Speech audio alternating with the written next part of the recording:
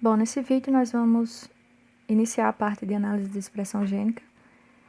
Nesse vídeo especificamente nós vamos ver onde é que a gente pode pegar dados de expressão gênica de microarray, certo? Que é a tecnologia que a gente vai usar nessa aula. Nós vamos ver como é que a gente pode importar esses dados para o R e como é que a gente faz um pré-processamento inicial para verificar a qualidade dessas amostras. Na próxima aula, no próximo vídeo, nos próximos vídeos, a gente vai ver como é que a gente faz a parte de análise de expressão gênica, propriamente dita, né, análise de expressão diferencial, também usando essa tecnologia de microarray, certo? Então, só para dar uma introduçãozinha aqui, como é que a gente mede a expressão de um gene? Então, a gente mede a expressão de um gene, geralmente, quantificando o seu RNA ou a sua proteína, certo? Uma coisa que a gente tem que sempre ter em mente quando a gente faz um experimento de análise de expressão gênica, certo? A gente tem que sempre ter em mente que o processo de expressão gênica, todo o mecanismo de expressão gênica é um mecanismo extremamente regulado que envolve várias etapas e essas etapas elas são influenciadas por fatores externos, né? Sejam fatores externos à célula ou fatores externos ao organismo. Então, da conversão do DNA para o RNA, certo? Então, da transcrição, quando a gente fala do processo da transcrição, a gente tem um controle transcricional, certo? A gente tem um controle da maturação do RNA, quando o RNA é transcrito, quando o DNA é transcrito e produz um RNA imaturo, a gente tem esse processamento até formar um RNA maduro. A gente tem esse controle do transporte do RNA para o citosol, e uma vez que ele está no citosol, a gente tem o controle da tradução, certo? Da tradução do RNA em proteína e também da sua degradação. E uma vez que a proteína está produzida, a gente tem o controle das modificações pós-traducionais que vão levar à ativação da proteína, certo? Então, quando a gente fala em medir a expressão de um gene, a gente tem que sempre ter em mente que a expressão desse gene ela é um snapshot, ou seja, é como se a gente tirasse uma foto do estado de expressão gênica daquela célula, daquele tecido ou daquele, seja lá o que for, a amostra. E esse snapshot ele é uma representação naquele período de tempo, naquela condição, certo? E essa expressão gênica ela é muito particular. Ela varia de tecido para tecido, de organismo para organismo. Então, isso é uma coisa que a gente tem que sempre ter em mente. E, geralmente, quando a gente faz a análise de expressão gênica usando o RNA, a gente tem que também ter sempre em mente que a expressão do RNA nem sempre é correspondente à expressão da proteína, certo? Mas isso indica quais são indica o estado metabólico da célula, certo? Geralmente essa expressão ela é correspondente entre RNA e proteína, mas nem sempre, certo? Então a gente tem que sempre ter isso em mente.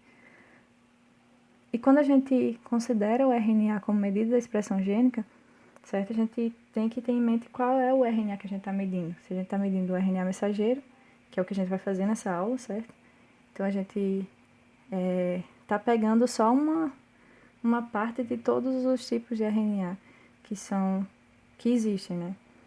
Então, um outro tipo de análise de expressão gênica leva em consideração também esses RNAs que não são codantes. Então, a gente tem os RNAs de interferência, os microRNAs, certo? Todo um mundo de RNA que envolvem esses RNAs não codantes. Então, quantas tecnologias que a gente tem para fazer esse tipo de análise? Para a análise de transcriptoma, certo? Que o transcriptoma seria a reunião de todos os transcritos expressos numa célula ou num tecido, no caso, nesse caso aqui a gente está analisando mais a parte de tecido. Nós temos as tecnologias de high throughput, ou seja, tecnologias de alta vazão. A gente tem já algumas metodologias mais antigas, já estabelecidas, como por exemplo a RT-PCR, que ela consegue medir a expressão de um gene por meio do RNA, mas essas tecnologias, elas são tecnologias que medem a expressão de poucos genes, né? Então, essas tecnologias de high throughput, elas são tecnologias que conseguem medir a expressão do genoma inteiro. Então, a gente tem as tecnologias baseadas em sequenciamento, certo? Que, no caso, o RNA-seq. E nós temos as tecnologias que são baseadas em hibridização, certo? Então, nós temos algumas plataformas que são plataformas já bem estabelecidas no mercado, que são as plataformas da Affymetrix, que é o que a gente vai usar na aula, certo? Da Illumina e da Agilent. Então, uma diferença básica entre essas duas tecnologias de sequenciamento e de hibridização é justamente que as tecnologias de hibridização, como a do microarray, elas precisam ter um genoma já anotado para que você possa produzir esses chips com as sondas, certo? Então, basicamente, como é que funciona? Você tem uma plataforma de microarray, ela vai conter sondas que representam os genes de um determinado genoma, certo? Então, para fazer isso, você precisa conhecer o genoma, conhecer aquele genoma. No caso das técnicas de sequenciamento, isso não é necessário, certo? Então, as técnicas de microarray têm essa pequena limitação. Então, como é que funciona o microarray? Basicamente, funciona por meio desses chips aqui, certo? Isso aqui é a cara do chip da Affymetrix. Então, nessa região aqui nós temos uma placa, certo? Que ela contém várias sondas. Essas sondas representam os genes do genoma de algum organismo, certo? Então, no caso aqui, por exemplo, nós temos um experimento que quer avaliar a expressão de células cancerígenas, certo? Então, aqui a gente pega o DNA de uma célula normal, transforma esse cDNA e acopla esse cDNA com algum fluoróforo verde, por exemplo. Então, esses cDNAs estão marcados de verde. Enquanto que na célula cancerígena nós temos que o cDNA ele é marcado com um fluoróforo vermelho. E o que acontece é que esses dois cDNAs provenientes da célula normal e cancerígena, eles vão ser hibridizados às sondas. E essa hibridização é competitiva. Então, nos spots onde não há hibridização, isso antes disso. Uma vez que ela é hibridizado, tem vários processos de lavagem, e aí a gente vai escanear, vai ver qual é o perfil, o que é que hibridizou, né? Então, nesses spots aqui, onde a gente não tem hibridização, a gente não vai observar nenhuma emissão de luz, certo? Nos spots onde a gente tem a hibridização conjunta do DNA de ambas as células, a gente vai ver, por exemplo, uma combinação das cores. Onde tem a hibridização apenas das células cancerígenas, a gente vai ver, por exemplo, aqui vermelho e apenas das células normais verde. Então, a gente tem o indicativo de que, por exemplo, nessa célula aqui, nesse spot aqui, nessas sondas aqui que estão nessa região, essas sondas representam algum gene e ambas as sondas foram hibridizadas. Então, isso indica que esse gene aqui está expresso em ambas os tipos celulares. Então, no caso aqui, onde está em vermelho, é um gene que está expresso só nas células cancerígenas, e onde está verde, é um gene que está expresso só nas células normais. O que acontece também, isso aqui é o que a gente chama de experimento com hibridização competitiva. Mas a gente tem um outro tipo de experimento, que na verdade é o mais comum, onde a gente tem um único chip para cada amostra, certo? Então aqui a gente está vendo que a gente tem a hibridização no mesmo chip, usando dois fluoróforos diferentes. Aqui a gente vai ter a hibridização que não é competitiva, certo? Então, tem uma amostra, a gente faz o cDNA, marca ela com biotina, certo? E aí, essa biotina ela é usada para fazer a marcação com fluoróforo, por exemplo. E aí, a gente hibridiza lá no chip, e aí mede a expressão com o scanner. E aí, a gente faz isso para um outro chip, certo? Então, esses chips, eles são analisados separadamente, que é o que a gente vai fazer, certo? E aí, como é que a gente faz essa análise do microarray, certo? Então,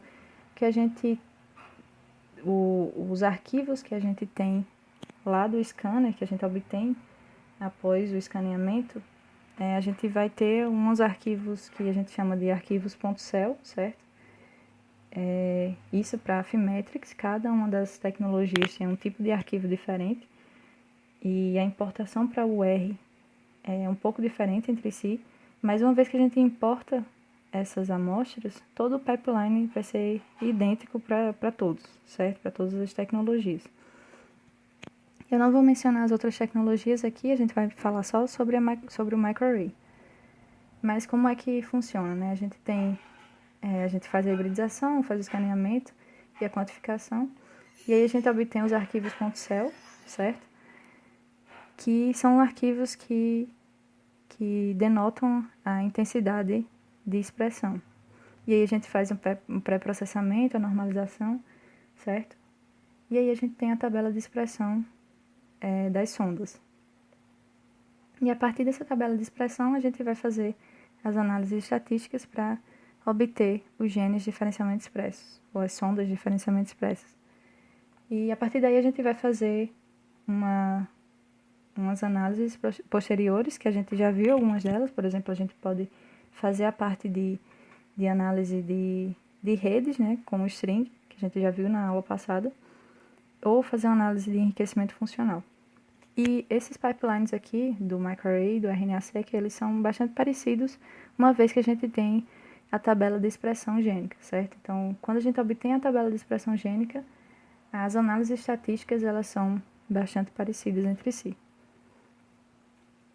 Aqui só sendo um pouco mais específica, a gente vai ter, o que a gente vai fazer nessa aula vai ser a parte de importação e pré-processamento, que a gente vai usar esses dois pacotes, o AF, que é um pacote da Affymetrix, certo? Para fazer essa importação de dados e algumas análises de pré-processamento e de análise de qualidade.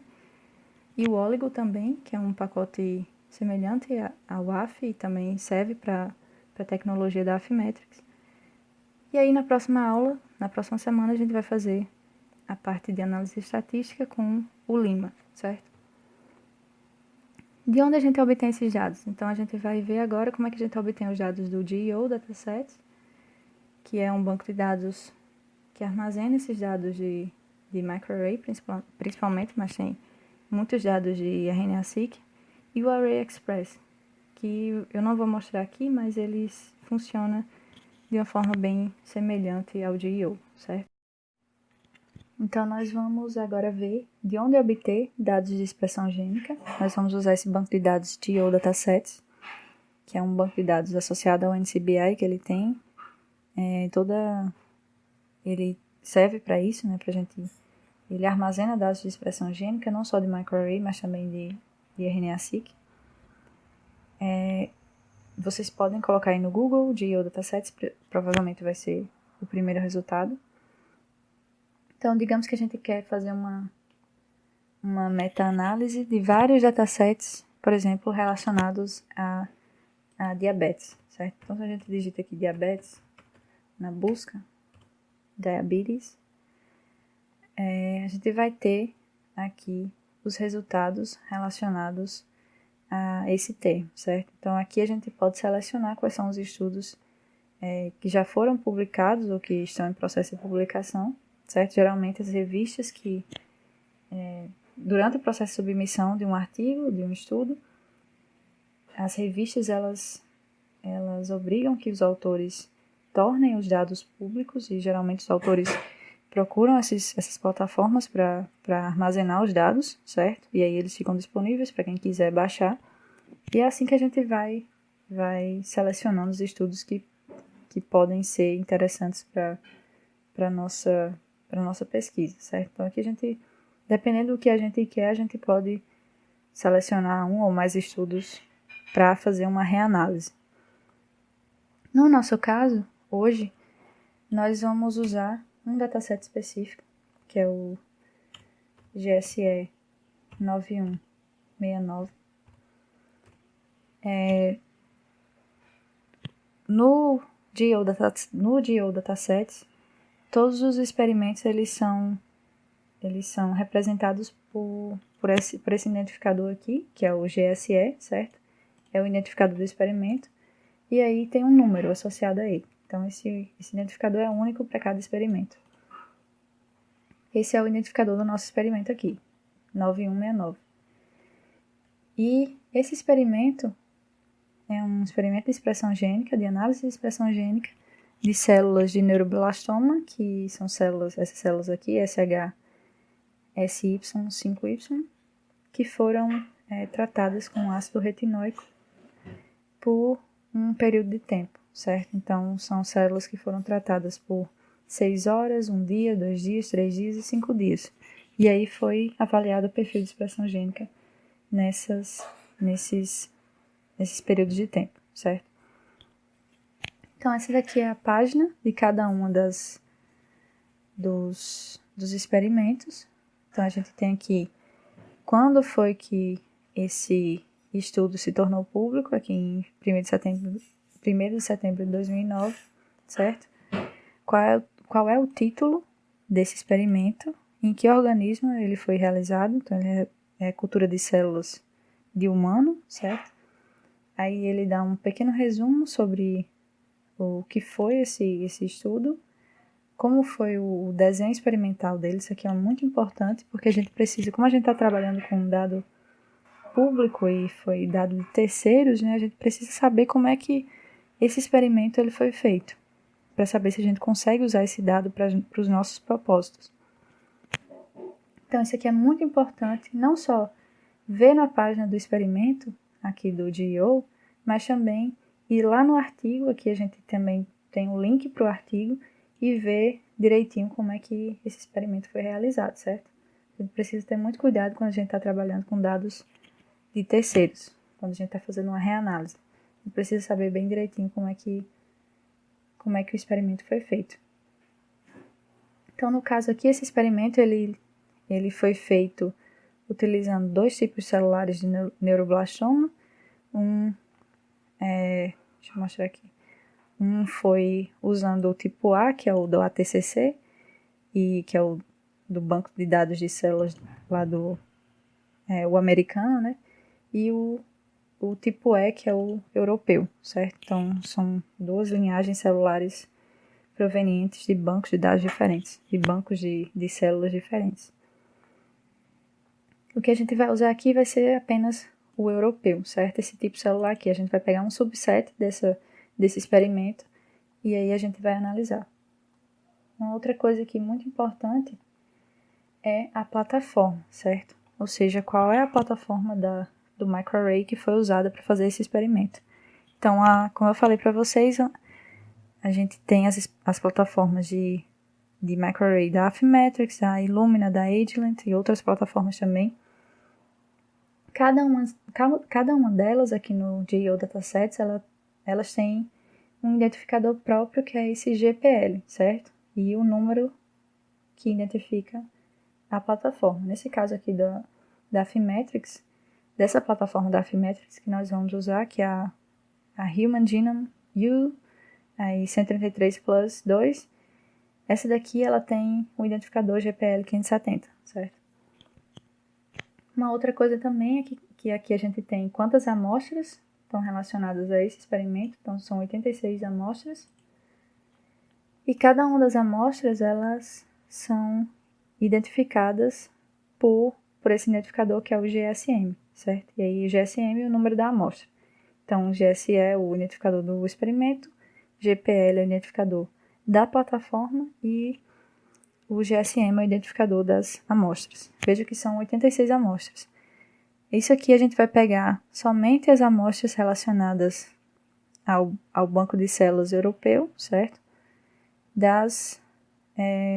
Que foram tratadas com ácido retinóico por 0, 6, 0, que é o controle, né? 6 horas, 1 dia, 2 dias, 3 dias e 5 dias. Então, já fiz esse subset e eu já vou mandar para vocês o arquivo já separado, certo? Uma outra coisa também importante, de onde é que a gente vai baixar esse dado? Onde é que a gente vai baixar esse dado bruto, né? Então, aqui no final do link, no final da página, aliás, a gente tem esse arquivo aqui, certo? São arquivos suplementares, que é esse arquivo raw.tar, que é o arquivo bruto, que é o arquivo que saiu do scanner, certo? Então, é esse arquivo aqui que a gente baixa, o arquivo bruto, para fazer a reanálise.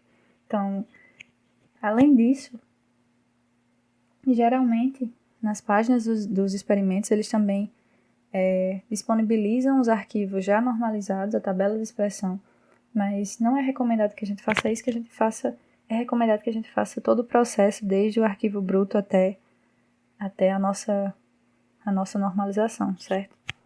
Então, se vocês quiserem baixar o arquivo bruto, é só clicar nesse link aqui que está disponível para vocês, nesse HTTP aqui, certo?